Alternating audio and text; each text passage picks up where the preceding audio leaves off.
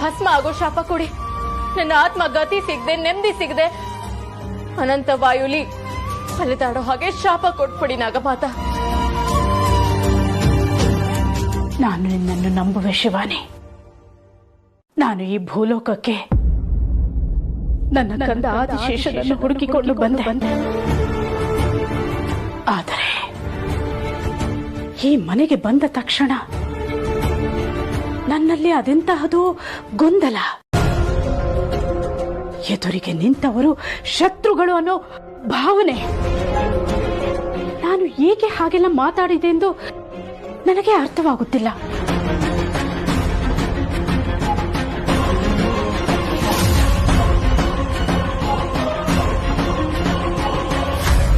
ನಂದೀಶ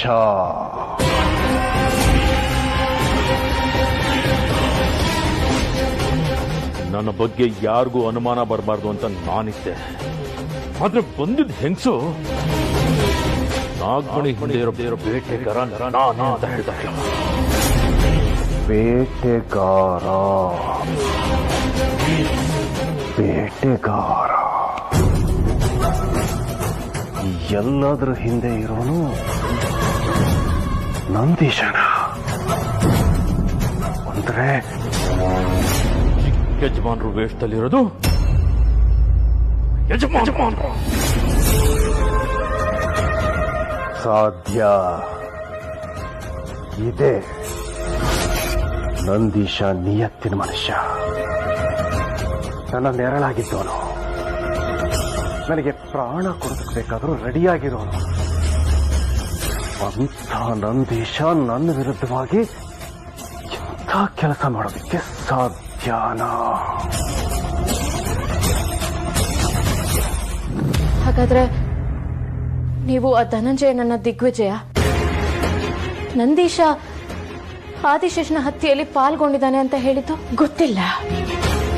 ಆದರೆ ನನಗೆ ಹಾಗನ್ನಿಸಿದ್ದು ಸತ್ಯ. ಹಾಗೆ ಹೇಳುವಾಗಲೂ ನನ್ನ ಮನಸ್ಸು ವಿಚಿತ್ರವಾದ ಗೊಂದಲದಲ್ಲಿತ್ತು.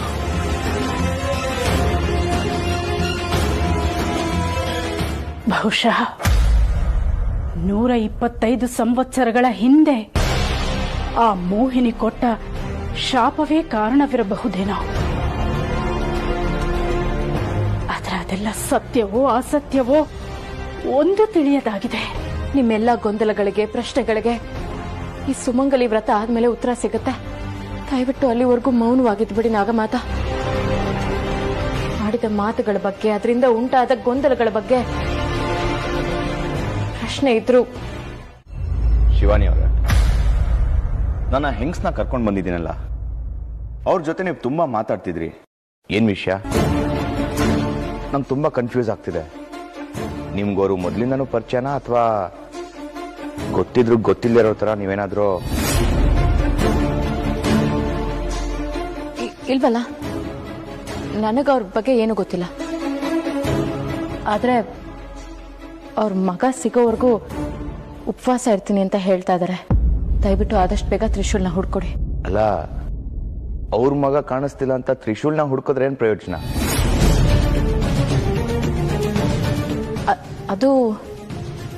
ಅದು ನೀವು ಮೊದಲು ಬಂದಿದ್ದು ತ್ರಿಶೂಲ್ನ ಹುಡ್ಕೊಂಡು ತಾನೆ. ಈಗ ನೋಡಿದ್ರೆ ಅವ್ರ ಮಗನ ಹುಡ್ಕೊಡ್ತೀನಿ ಅಂತ ಮಾತು ಕೊಟ್ಟಿದ್ದೀರಂತೆ. ಮೊದಲು ನೀವು ಬಂದಿರೋ ಕೆಲಸನ ಮುಗಿಸಿ ಆದಷ್ಟು ಬೇಗ ನನ್ನ ತ್ರಿಶೂಲ್ನ ಹುಡ್ಕೊಡಿ. ಅಲ್ಲಿವರೆಗೂ ಅವ್ರು ಇಲ್ಲೇ ಇರ್ತಾರೆ. ಅದುವರೆಗೂ ನಾನು ಯಾರು ಅನ್ನೋದನ್ನ ಹೇಳೋದು ಬೇಡ. ಇವನು ಮಗ್ಗುಲಲ್ಲಿನ ಶತ್ರು ಆಗಿದ್ರೆ ನಾನು ಹೇಳೋ ವಿಚಾರಗಳು ಮುಂದೆ ನನಗೆ ಸಮಸ್ಯೆ ಆಗಿವೆ. ಚಿಕ್ಕಜ್ಮನ್ರೆ, ಯಜಮಾನ್ರಾಗಿದ್ರೆ ಈ ಪ್ರಶ್ನೆ ಕೇಳ್ತಾ ಇರಲಿಲ್ಲ. ಯಜಮಾನ್ರು ಮನೇಲಿ ಇಲ್ದ ಇದ್ದಾಗ ನಾನು ನಿಯತ್ತಿನ ನಾಯಿ ತರ ಇದ್ದವನು. ಯಜಮಾನ್ರು ಯಾವಾಗ ಬರ್ತಾರೆ ಅಂತ ಕಾಯ್ತಾ ಇದ್ದವನು. ನಿಮ್ಗೆ ಗೊತ್ತಿರಬೇಕು, ರೀನಾ ಮದುವೆ ವಿಷಯ ಪ್ರಸ್ತಾಪ ಮಾಡಿದಾಗ ಯಜಮಾನ್ರು ನಿಂತು ಮಾಡಿದ್ರೆ ಚೆನ್ನಾಗಿರುತ್ತೆ ಅಂತ ಹೇಳ್ದೋನೆ ನಾನು. ಹಾಗೆ ತ್ರಿಶೂಲ್ಗೆ 2ನೇ ಮದುವೆ ಮಾಡಕ್ ಹೊರಟಾಗ ನೀವು ಮಾಡ್ತಾ ಇರೋದು ತಪ್ಪು ಅಂತ ಹೇಳ್ದವ್ ನಾನು. ಅಂಥದ್ರಲ್ಲಿ ಈ ಮನೆಗೆ ದ್ರೋಹ ಮಾಡ್ತೀನಾ? ಆದ್ರೆ ಆ ಹೆಂಗ್ಸ್ ಹೇಳಿದ್ದು ಹಾಗೆ ಅಲ್ಲ. ಅವ್ರು ನನ್ನ ಬಗ್ಗೆ ಹೇಳಿದ್ದಕ್ಕೆ ನೀವು ನನ್ನ ನಂಬ್ತಾ ಇಲ್ವಲ್ಲ? ಅವ್ರು ನಿಮ್ಮ ಬಗ್ಗೆನೂ ಒಂದಷ್ಟು ಹೇಳಿದ್ರಲ್ಲ, ಹಾಗಾದ್ರೆ ನಾನು ನಿಮ್ಮನ್ನ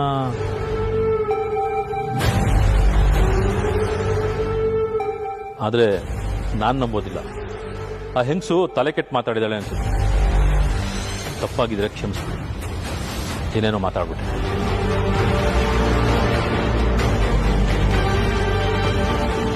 ಇವನಲ್ಲಿ ಒಂದಷ್ಟು ಪ್ರಶ್ನೆಗಳಿವೆ. ಇವನು ಒಂದು ದಿನದಿಂದ ಇವನನ್ನ ನೋಡ್ತಾನೆ ಇದ್ದಾನೆ. ಎಷ್ಟೋ ವರ್ಷದ ನಂತರ ಮನೆಗೆ ಬಂದು ಈ ಮನೆಯಲ್ಲಿ ಲೀಲಾಚಾರವಾಗಿ ಓಡಾಡ್ತಾ ಇದ್ದ, ಎಲ್ಲಾ ವಿಚಾರಗಳ ಬಗ್ಗೆ ಮಾತಾಡ್ತಾ ಇದ್ದ. ಇವನ ಹತ್ರ ಹುಷಾರಾಗಿರಬೇಕು.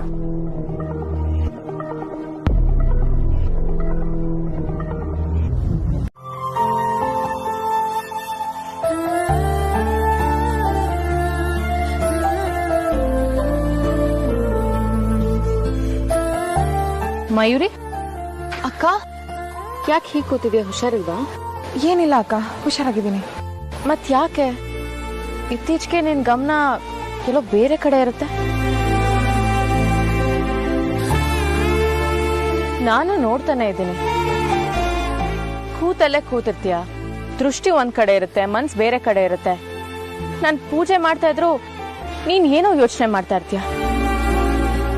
ನಿನ್ ಕಣ್ಣು ಆ ಕಡೆ ಈ ಕಡೆ ಏನೋ ಹುಡುಕ್ತಾನೆ ಇರುತ್ತಲ್ಲ. ನಾನ್ ಯಾವ ಮನಸ್ಥಿತಿಲಿ ಪೂಜೆ ಮಾಡ್ತಾ ಇದ್ದೀನಿ, ಆದ್ರೆ ನಿನ್ನ ಮನ್ಸಲ್ಲಿ ಭಕ್ತಿ ಭಾವ ಏನು ಇರೋದೇ ಇಲ್ವಲ್ಲ. ನೀನ್ ಬಂದಿರೋದು ನನಗ್ ಸಹಾಯ ಮಾಡೋದಕ್ಕೆ, ಅದ್ರ ಮೂಲಕ ನಿನಗ್ ಬಂದಿರೋ ತೊಂದ್ರೆನ ನಿವಾರಿಸ್ಕೊಳ್ಳೋದಕ್ಕೆ. ಆದ್ರೆ ನೀನ್ ನಿನ್ ಸಮಸ್ಯೆನ ಇನ್ನೂ ಜಾಸ್ತಿ ಮಾಡ್ಕೋತಿದ್ಯಾ. ನನ್ನ ಪೂಜೆಗೂ ತೊಂದರೆ ಮಾಡ್ತಿದ್ಯಾ. ಹಾಗೇನಿಲ್ಲ ಅಕ್ಕ, ನಿಮ್ಗೇನಾದ್ರೂ ಆತರ ಅನ್ಸಿದ್ರೆ ದಯವಿಟ್ಟು ನನ್ನ ಕ್ಷಮಿಸ್ಬಿಡಿ. ಸರಿ, ಮತ್ತೆ ಹಾಗೆಲ್ಲ ಮಾಡಕ್ ಹೋಗ್ಬೇಡ. ಸರಿ ಅಕ್ಕ.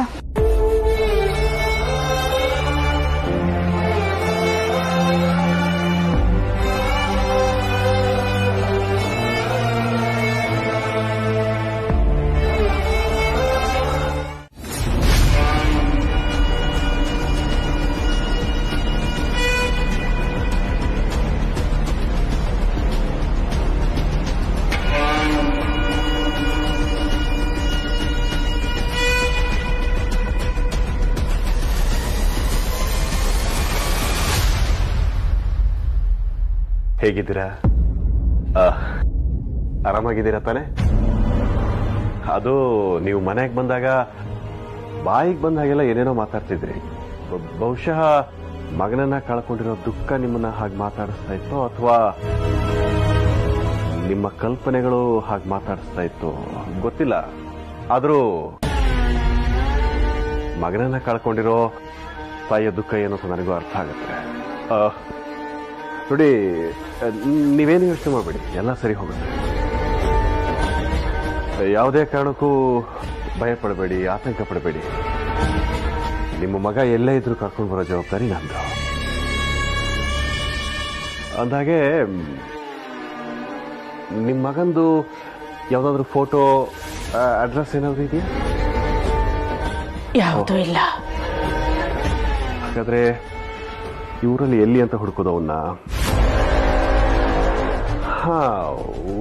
ಒಂದು ಕೆಲಸ ಮಾಡೋಣ, ನಾನು ನಿಮ್ಮ ಫೋಟೋ ತಗೊಳ್ತೀನಿ.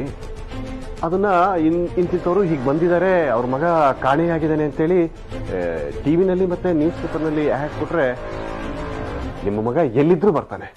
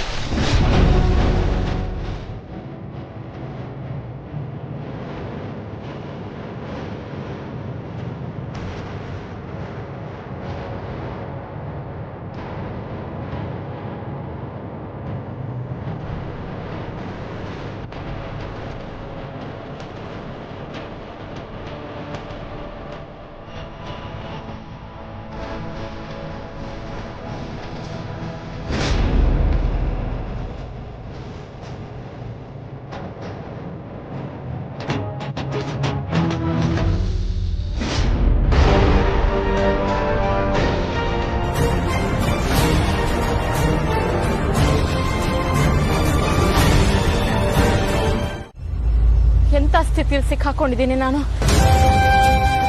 ನಾಗಮಾತ ಭೂಲೋಕಕ್ಕೆ ಬಂದಿದ್ದಾರೆ. ಇಲ್ಲಿ ಸ್ವಾಮಿಗಳು ಆ ಮಯೂರಿ ಮದ್ವೆ ಮಾಡಿಸು ಅಂತ ಹೇಳ್ತಾ ಇದ್ದಾರೆ. ಇವೆರಡು ಒಂದೇ ಸಲಕ್ಕಾಗಿರೋದು ಏನಾದ್ರೂ ಸೂಚನೆನಾ?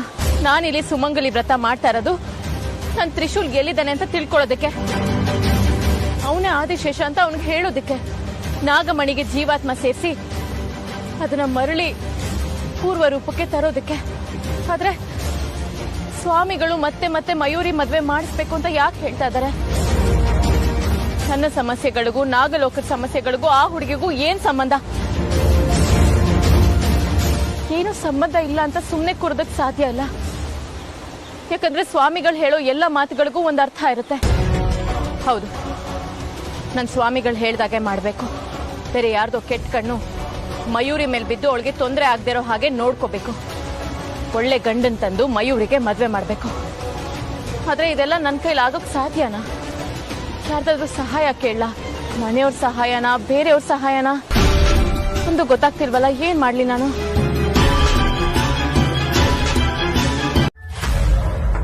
ಅಲ್ಲ ಕಣೆ, ಅವಳು ಹೇಳಿದ್ದು ಒಂದ ಎರಡ?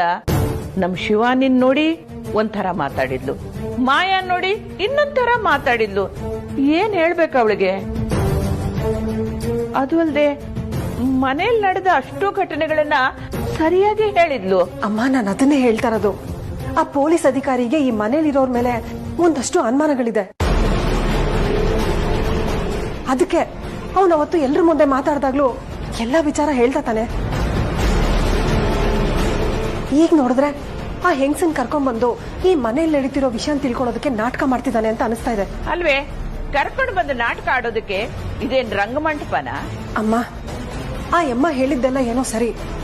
ನನ್ ಗಂಡನ ಬಗ್ಗೆ ಮಾತಾಡಿದ್ದು, ಚಿಕ್ಕ ಯಜಮಾನ್ರ ಬಗ್ಗೆ ಮಾತಾಡಿದ್ದು, ಇನ್ನು ಮನೆಗೆ ಬರ್ದೇ ಇರೋ ದೊಡ್ಡ ಯಜಮಾನ್ರ ಬಗ್ಗೆ ಮಾತಾಡಿದ್ದು ಎಲ್ಲ ಸುಳ್ಳು ಅಂತ ನಮ್ಗೆಲ್ಲ ಗೊತ್ತು ತಾನೆ.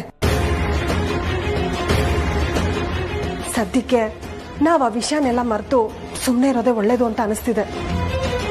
ಹೌದು ಅತ್ತೆ, ಅವ್ರೇನೋ ಕಂಡಿಡಿಯಕ್ ಬಂದಿದ್ದಾರೆ. ಆದ್ರೂ ಯಾವುದೋ ಉಪಾಯ ಈ ಮಾತು ಅಂತ ನನಗನ್ನಿಸ್ತಾ ಇದೆ. ಇದ್ರ ಮಧ್ಯ ನಾವೇನೋ ಮಾತಾಡಕ್ ಹೋಗೋದು, ಅದಿನ್ನೇನೋ ಸಮಸ್ಯೆ ಆಗೋದು, ಇದೆಲ್ಲ ಬೇಡ ಅಂತ. ಅಂದ್ರೆ ನಮ್ಮ ನೀನ್ ಹೇಳ್ತಾ ಇರೋದು ಅವಳ ಪಾಡಿಗೆ ಅವಳಿರ್ಬೇಕು, ನಮ್ ಪಾಡಿಗೆ ನಾವಿರ್ಬೇಕು ಅಂತನಾ? ಹೌದು ಅತ್ತೆ. ಇಲ್ಲ ಅಂದ್ರೆ ಆ ಪೊಲೀಸ್ ಅಧಿಕಾರಿ ಅಭಯ್ ಅವ್ರನ್ನ ಆಚೆ ಕಳಿಸ್ದೆ ಮನೆಯಲ್ಲೇ ಯಾಕೆ ಇಟ್ಕೋಬೇಕಾಗಿತ್ತು? ಇದ್ರಲ್ಲಿ ಏನೋ ನಡೀತಾ ಇದೆ ಅಂತ ಅನಿಸ್ತಾ ಇಲ್ವಾ ನಿಮ್ಗೆ? ಹಾಗಾಗಿ ನಾವು ಜಾಸ್ತಿ ಮಾತಾಡೋದು ಬೇಡ, ತಲೆ ಕೆಡಿಸ್ಕೊಳ್ಳೋದು ಬೇಡ. ಸತ್ಯ ಯಾವುದು ಸುಳ್ಳು ಯಾವುದು ಅಂತ ಗೊತ್ತಾಗೇ ಆಗತ್ತಲ್ವಾ?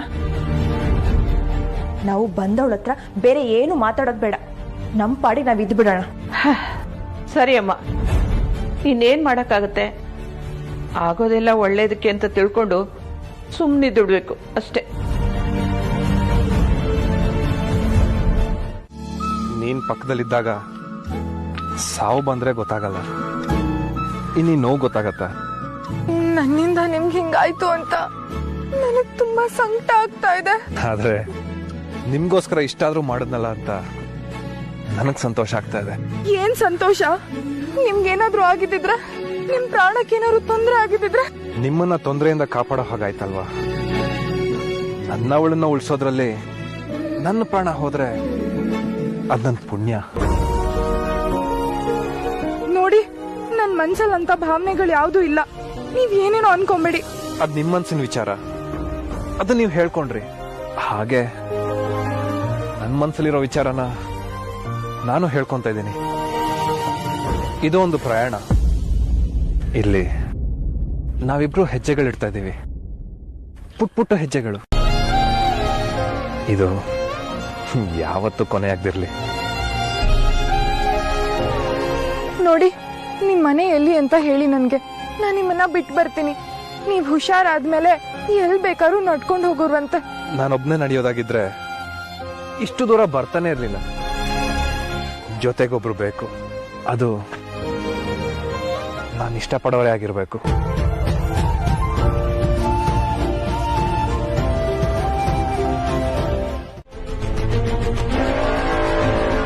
ಮಾಯಾಂಗನೆ,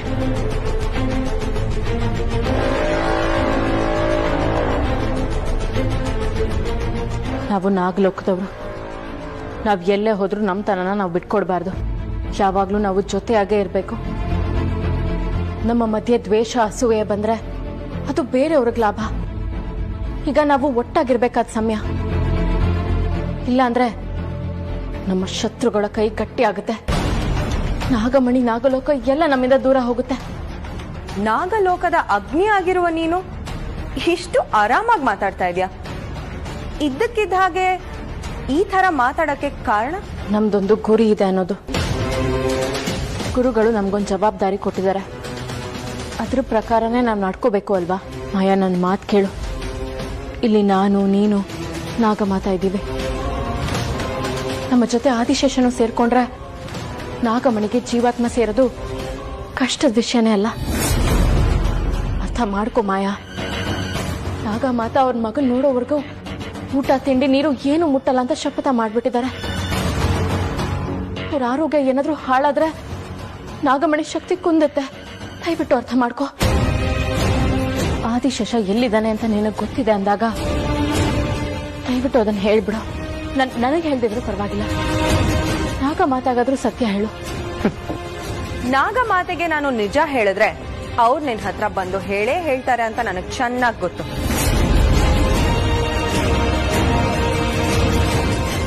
ಅದಕ್ಕೆ ನಿನ್ನ ಈ ಉಪಾಯ ಅಂತಾನೂ ಕೂಡ ಗೊತ್ತು. ನೀನು ಎಷ್ಟೇ ಪ್ರಯತ್ನ ಪಟ್ರು ಆದಿಶೇಷ ಎಲ್ಲಿದ್ದಾನೆ ಅಂತ ನಿನಗೆ ಗೊತ್ತಾಗಲ್ಲ. ಯಾಕೆಂದ್ರೆ ಅದನ್ನ ನಾನು ಹೇಳಲ್ಲ. ತಪ್ಪು ಮಾಡ್ತಾ ಇದೀಯ ನೀನು. ನಮ್ಮ ಲೋಕದ ನಿಯಮಗಳ ವಿರುದ್ಧ ಹೋಗ್ತಾ ಇದೀಯ ನೀನು. ನನ್ನ ಲೋಕದ ನಿಯಮ ನನ್ನ ಪರವಾಗಿದ್ದಾಗ ಮಾತ್ರ ಅದು ನನ್ನ ನಿಯಮ. ಇಲ್ಲವಾದಲ್ಲಿ ಅದು ಒಲ್ಲದ ನಿಯಮ. ನನ್ನ ಹುಟ್ಟು ಮರು ಹುಟ್ಟು ಎಲ್ಲವೂ ನನ್ನ ಆದಿಶೇಷನಿಗೋಸ್ಕರ. ಹಾಗಿದ್ದಾಗ ಅವನು ಎಲ್ಲಿದ್ದಾನೆ ಎಂದ ಗುಟ್ಟು ನಾನು ಹೇಳಲ್ಲ. ನೋಡು, ಅದರಿಂದ ನಾಗಲೋಕಕ್ಕೆ ತೊಂದರೆ ಆಗುತ್ತೆ. ನನ್ನ ಆದಿಶೇಷನ್ಗೆ ತೊಂದರೆ ಆಗದೆ ಇದ್ರೆ ಸಾಕು. ನಾಗಮಾತಾಗೆ ಏನಾದ್ರೂ ತೊಂದರೆ ಆದ್ರೆ ಆದಿಶೇಷ ನಿನ್ನ ಕ್ಷಮಿಸೋದಿಲ್ಲ. ಅವನು ನನ್ನನ್ನ ಕ್ಷಮಿಸೋದ್ ಬೇಕಾಗಿಲ್ಲ. ನನ್ನ ಪ್ರೀತಿಸಿದ್ರೆ ಸಾಕು. ನೋಡು, ನನಗ ಆದಿಶೇಷ ಅಷ್ಟೇ ಮುಖ್ಯ. ಅವನೆಲ್ಲಿದ್ದಾನೆ ಅಂತ ತಿಳಿಯೋಕ್ ನೀನೇನೇ ಮಾಡಿದ್ರು ನಾನು ಹೇಳಲ್ಲ. ಅಲ್ಲಿ ನಾಗಮಾತಾ ಮಗನ್ಗೋಸ್ಕರ ಉಪವಾಸ ಮಾಡ್ತಾ ಇರೋದನ್ನ ನೋಡಿದ್ಮೇಲೂ ನೀನ್ ಈ ತರ ಮಾತಾಡ್ತಿದ್ಯಾ? ನಾನು ಆದಿಶೇಷನ್ಗೋಸ್ಕರ ಸಂವತ್ಸರಗಳಿಂದ ತಪಸ್ ಮಾಡ್ತಾನೆ ಇದ್ದೀನಿ. ಇವತ್ತು ಅವರು ಉಪವಾಸ ಮಾಡೋದ್ರಲ್ಲಿ ಏನು ದೊಡ್ಡ ವಿಷಯ?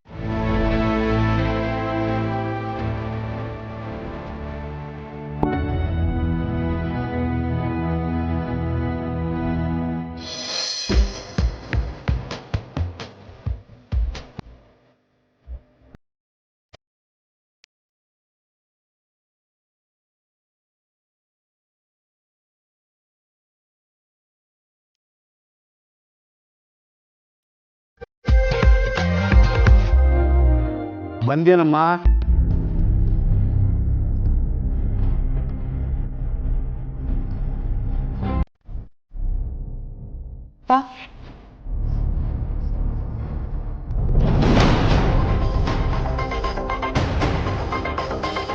ಏನಾಯ್ತಮ್ಮ?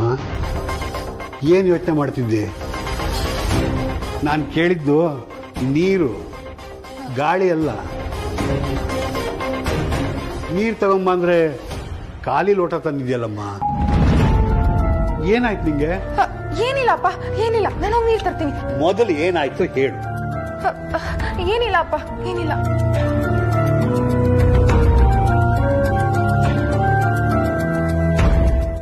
ವರಮಹಾಲಕ್ಷ್ಮಿ ವ್ರತಕ್ಕೆ ಇವಳ ಪತಿ ಆಗಮನವಾಗಲೇಬೇಕೆಂದು ಇವಳ ಮತಿಯಲ್ಲಿ ತುಂಬಿರುವೆಯಲ್ಲ ಮಹೇಶ್ವರ. ಸ್ವಾಮಿಗಳೇ, ಏನ್ ನಿಮ್ ಮಾತಿನ ಅರ್ಥ? ತ್ರಿಶೂಲ್ ಎಲ್ಲಿದ್ದಾನೆ ಅಂತ ನನಗೆ ಗೊತ್ತಿಲ್ಲ. ನೀವ್ ನೋಡಿದ್ರೆ ಹಬ್ಬಕ್ಕೆ ಅವನ ನನ್ನ ಜೊತೆಗೆ ಇರ್ಬೇಕು ಅಂತ ಹೇಳ್ತಾ ಇದ್ದೀರಾ? ನಿನ್ನ ಸುಮಂಗಲ ವ್ರತಕ್ಕೆ ಪೂರ್ಣ ಫಲ ಪ್ರಾಪ್ತಿಯಾಗಬೇಕೆಂದರೆ ನಿನ್ನ ಗಂಡ ಬರಲೇಬೇಕು, ಪೂಜೆಯಲ್ಲಿ ಭಾಗಿಯಾಗಲೇಬೇಕು. ಸ್ವಾಮಿಗಳೇ, ಈ ಸುಮಂಗಲಿ ವ್ರತ ಮಾಡ್ತಿರೋದೇ ತ್ರಿಶೂಲ್ ಬರ್ಬೇಕು ಅಂತ.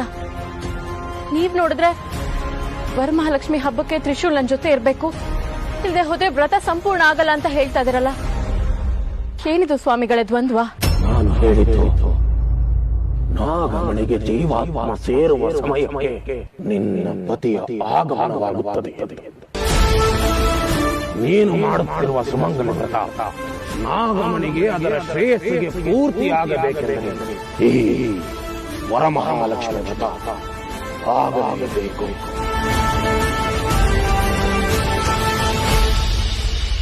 ಅದಕ್ಕೆ ನಿನ್ನ ಗಂಡ ತ್ರಿಶೂಲ ನಿನ್ನ ಜೊತೆ ಇದ್ದು ಪೂಜೆಯ ವಿಧಿವಿಧಾನಗಳಲ್ಲಿ ಭಾಗಿಯಾಗಲೇಬೇಕು. ನಿನ್ನ ಹಣೆಗೆ ಕುಂಕುಮ ಇಟ್ಟು ದೀರ್ಘ ಸುಮಂಗಲಿಯಾಗು ಎಂದು ಆಶೀರ್ವದಿಸಬೇಕು. ಅಷ್ಟಾದರೆ ಮಾತ್ರ ಸಂಪೂರ್ಣ ಫಲ ಪ್ರಾಪ್ತಿಯಾಗುತ್ತದೆ. ಅಲ್ಲ, ನೀವ್ ಏನ್ ಹೇಳ್ತಾ ಇದ್ರ? ತ್ರಿಶೂಲ್ ಎಲ್ಲಿದ್ದಾನೆ? ನಾನು ಹೇಗೆ ಅವನ್ನ ಕರ್ಕೊಂಡ್ ಬರ್ಲಿ? ಇದಕ್ ಬೇರೆ ಯಾವ್ದು ದಾರಿನೇ ಇಲ್ವಾ? ಇಲ್ಲ, ಒಂದು ವೇಳೆ ಇದ್ದಿದ್ದೇ ಆದರೆ ನಾನು ಅದನ್ನು ನನಗೆ ತಿಳಿಸಲಿದ್ದೇನೆ. ನೀನು ಈಗ ಮಾಡುತ್ತಿರುವಂತಹ ಸುಮಂಗಲಿ ವ್ರತ ಈ ಕಾಲದಲ್ಲಿ ಅಲ್ಲದೆ ಮತ್ಯಾವುದೋ ಕಾಲದಲ್ಲಿ ಮಾಡಿದ್ದೇ ಆದಲ್ಲಿ ಈ ವರಮಹಾಲಕ್ಷ್ಮಿ ಹಬ್ಬ ಬರುತ್ತಿರುತ್ತಿಲ್ಲ. ಆದರೆ ನೀನು ಈಗ ಮಾಡುತ್ತಿರುವ ಈ ವ್ರತದ ಮಧ್ಯೆ ವರಮಹಾಲಕ್ಷ್ಮಿ ಹಬ್ಬ ಬಂದಿರುವುದರಿಂದ ನೀನು ಈ ಪೂಜೆಯನ್ನು ಮಾಡಲೇಬೇಕು. ತ್ರಿಶೂಲನು ಪೂಜೆಗೆ ಬಂದರೆ ಅವನ ಪ್ರಾಣಕ್ಕೆ ಅಪಾಯ. ಬರದೇ ಇದ್ದರೂ ಕೂಡ ಅವನ ಪ್ರಾಣಕ್ಕೆ ಕಂಟಕದ ಕೈ.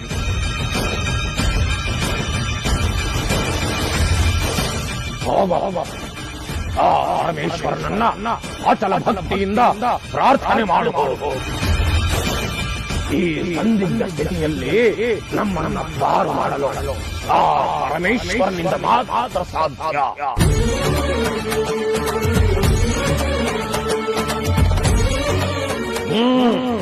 ಹೋರಾಡ. ಜಯ ಭೋಲೆನಾಥ.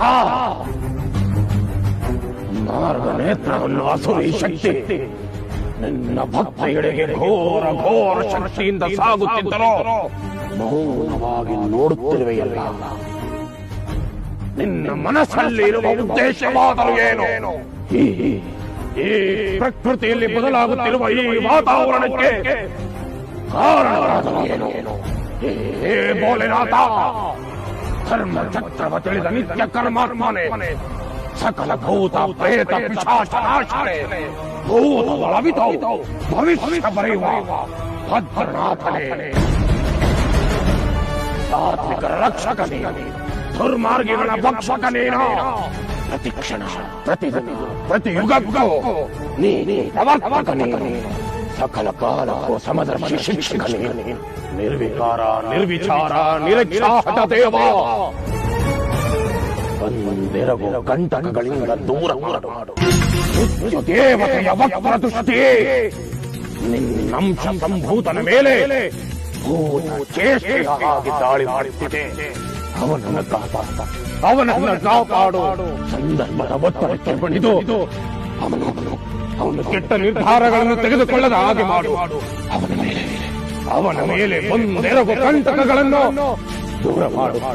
ದೂರ ಮಾಡು ದೇವಾ.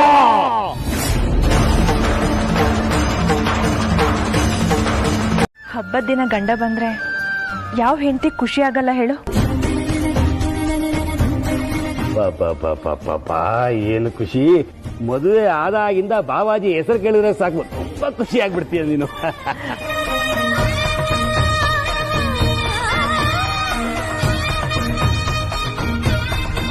ಅರೆ, ಬಾವಾಜಿ ಬಂದ್ರು.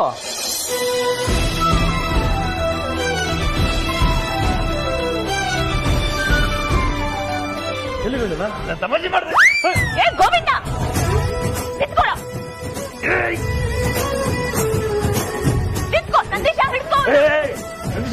ನಾನು ಈ ಮನೆ ಸೆಕೆಂಡ್ ಯಜಮಾನ ಇದ್ದಂಗೆ.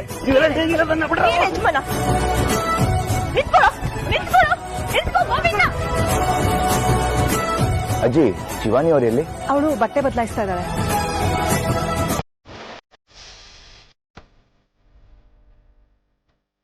ಬಂದಲ್ಲ.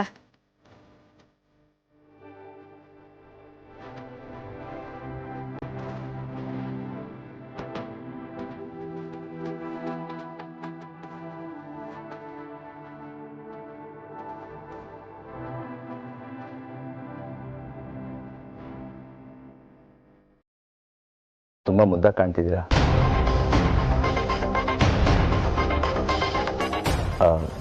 ಈ ಸೀರೆ ನಿಮಗೆ ತುಂಬ ಚೆನ್ನಾಗಿ ಹೋಗ್ತಾ ಇದೆ. ಆ್ಯಕ್ಚುಲಿ ನನಗೆ ಈ ಸೀರೆನ ಅಷ್ಟು ಇಷ್ಟ ಆಗಿಲ್ಲ. ನಿಮ್ಮ ಅಂದದಿಂದ ಈ ಸೀರೆಗೆ ಅಂದ ಹೆಚ್ಚಾಯ್ತು ಅನಿಸ್ತಿದೆ. ನಿಮ್ಗೆ ಇದು ಜಾಸ್ತಿ ಆಯ್ತು ಅನ್ಸ್ಲಿಲ್ವಾ? ಓಕೆ, ಕಮ್ಮಿ ಮಾಡ್ಕೋತೀನಿ ಬಿಡಿ.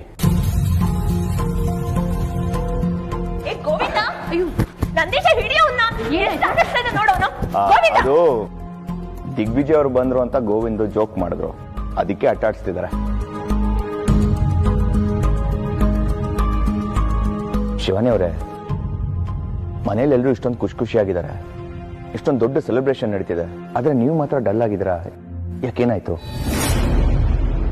ಯಾಕೋ ಮನ್ಸು ಸರಿ ಇಲ್ಲ. ಏನಾಯ್ತು ಹೇಳಿ, ನಾನು ಸರಿ ಮಾಡ್ತೀನಿ. ಯಾರಿಂದನೂ ಅದನ್ನ ಸರಿ ಮಾಡಕ್ಕಾಗಲ್ಲ. ನನ್ನ ಪರಿಸ್ಥಿತಿ ಹೇಗಿದೆ ಅಂದ್ರೆ ಅದನ್ನ ಯಾರ ಹತ್ರನೂ ಹೇಳ್ಕೊಳಕ್ಕೂ ಆಗ್ತಿಲ್ಲ. ಆದ್ರೆ ನಿಮಗ್ ನಾನು ಏನು ಅಂತ ಗೊತ್ತಿದೆ ಅಂತ ಹೇಳ್ತಾ ಇದ್ದೀನಿ. ನಾನು ಮಾಡೋ ಈ ಪೂಜೆಗೆ ತ್ರಿಶೂಲ್ ಕೂಡ ನನ್ನ ಜೊತೆಗಿರ್ಬೇಕಂತೆ. ಇವತ್ತು ಹಬ್ಬಕ್ಕೆ ತ್ರಿಶೂಲ್ ಕೂಡ ಬಂದು ನನ್ನ ಜೊತೆ ಪೂಜೆ ಮಾಡ್ಬೇಕಂತೆ. ಅಕಸ್ಮಾತ್ ಅವ್ನು ಬರ್ಲಿಲ್ಲ ಅಂದ್ರೆ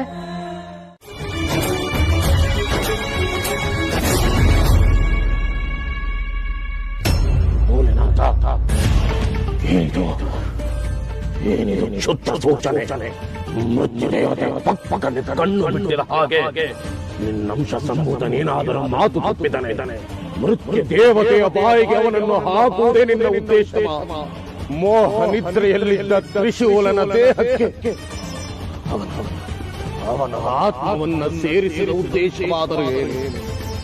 ಮೃತ್ಯುದೇವತೆಯ ಮಡಿಲಿಗೆ ಅವನನ್ನ ಹಾಕಲು ಎಚ್ಚರಿಸಿದೆ. ಅವನ ಒಳಗಿನ ಅರಿವಿಗೆ ಮಂಕು ಕವಿಸಿ ಅವನನ್ನು ದಿಕ್ಕು ತಪ್ಪಿಸಿ ಬಿಟ್ಟೆಯ ದೇವ. ಯಾಕೆಂತ ಘೋರ ದೇವ, ನೀನೇ ಅವನ ಮನಸ್ಸನ್ನು ಬದಲಾಯಿಸುವ ಹಾಗೆ ಮಾಡಿ ಬದಲಾಯಿಸಿ ಈಗ ಮೃತ್ಯು ಕೂಪಕ್ಕೆ ತಳ್ಳಿಬಿಟ್ಟೆಯ ದೇವ, ತಳ್ಳಿಬಿಟ್ಟೆಯ.